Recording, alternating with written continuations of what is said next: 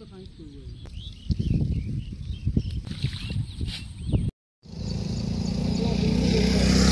गोटे सहयोग करूँ आज्ञा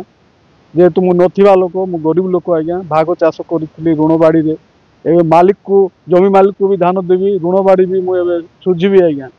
आ धान मु बिकी भी पारि माने बिक्री भी करि परिबि नै आज्ञा सबु धान गजा ही जाइछि सबु दिन वर्षा हे मोर धान आज पूरा ओदा ही गला आज्ञा पूरा गजा ही गला जोटा कि मु धान मंडी रे बिकी भी पारली नै मोर कार्ड भी लेप्सी जाइछि आ वर्तमान मोर धान भी सबु धान गजा ही जाइछि आज्ञा मनोज कुमार महू गाँ मोर स्वर्गीगुड़ा आ रानीगुड़ा पंचायत कुंद्रा ब्लॉक आज्ञा कोरापुट निजर जमी भी ना मु भाग चाष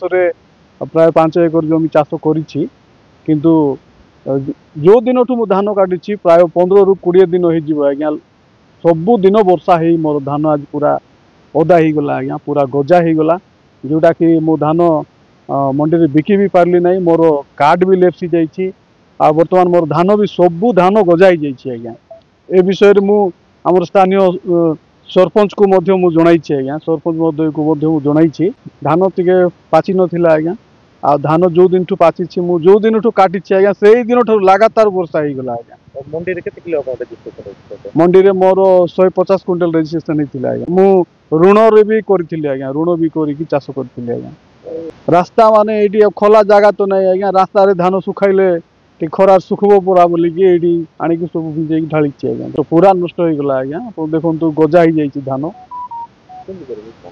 कौन करी आज्ञा मु एडा सरकार को अनुरोध करुच्ची आज्ञा प्रशासन को अनुरोध करुच्ची एपट किए बुझी ना तो मु मोर एडा गोटे अनुरोध करुच्ची सरकार को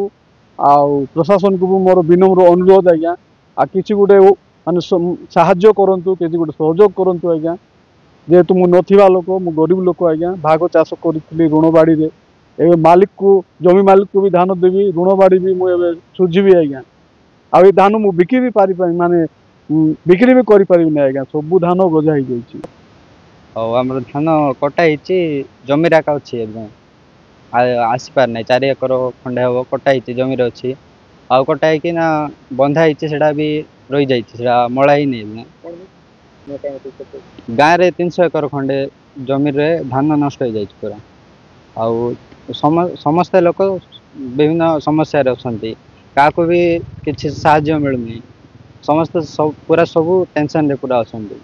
सरकार को अनुरोध कराउछि कि हमर समस्या जानंतु आ कोन ये साहाय्य करंतु।